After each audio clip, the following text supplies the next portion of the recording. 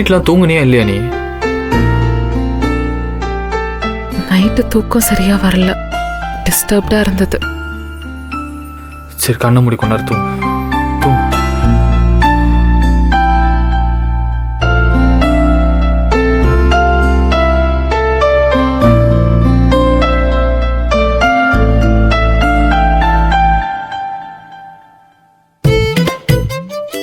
மீனாட்சி தாயே, இந்த வருஷமாவது எனக்கு எல்லாமே நல்லதே நடக்கட்டும்.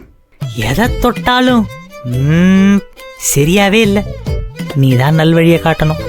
எந்த விதமான கெட்ட சக்தியே என்னை நெருங்க விடாத பார்த்துக்கோ மீனாட்சி தாயே. வேண்ட விட மாட்டியே.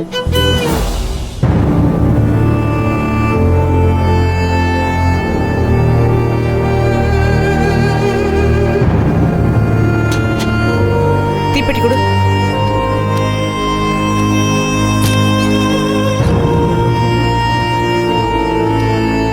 ஏய் என்னடி என்னடி பண்ணிட்டு இருக்க? இந்த அதிக பிரசங்கி வேலையெல்லாம் பண்ணா நல்லா இருக்காது பாத்துக்க. இந்தாரு உன்னை போனா போகுதுன்னு விட்டு வச்சிருக்கேன். என்னம்மா என்னாச்சு? காலையிலே பிரச்சனை?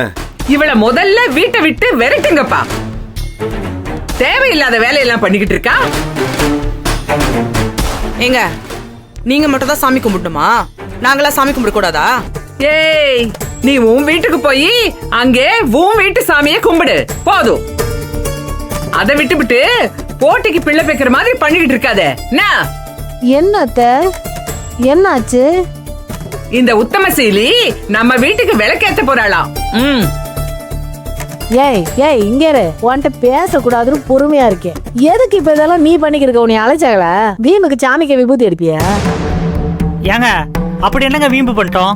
கொலை குத்தமா பண்ணிட்டோம். எல்லாரும் ரவுண்டு கட்டி அடிக்கிறீங்க. டேய் சும்மா இருக்க மாட்டியா நீ? அறிவுகரசி அண்ணன் தான் உன்னை சும்மா இருக்க சொன்னார்ல. எதுக்கு இதெல்லாம் பண்ணிட்டு இருக்க? இதெல்லாம் பண்றதுக்கு எங்க வீட்டு ஆளுங்கெல்லாம் இருக்கா. சரியா? உங்க வீட்டு ஆளுங்களா? அப்ப நாங்களா யாரு? டேய் வாய புடுங்காத. வேற வேலை இருந்தா போய் பாரு. புரியுதா? அவங்களுக்கு தான் ஒரு வேலையும் இல்லையே. ஏதாவது பிரச்சனை வந்தா என்டர்டைன்மெண்டா உட்காந்து பார்த்துட்டு இருப்பாங்க. இப்ப எல்லாரும் ஒண்ணு மண்ணா ஆயிட்டீங்க. அதனால இனி அக்கா ஆன்மீக வழியை தேட போதோ என்னமோ.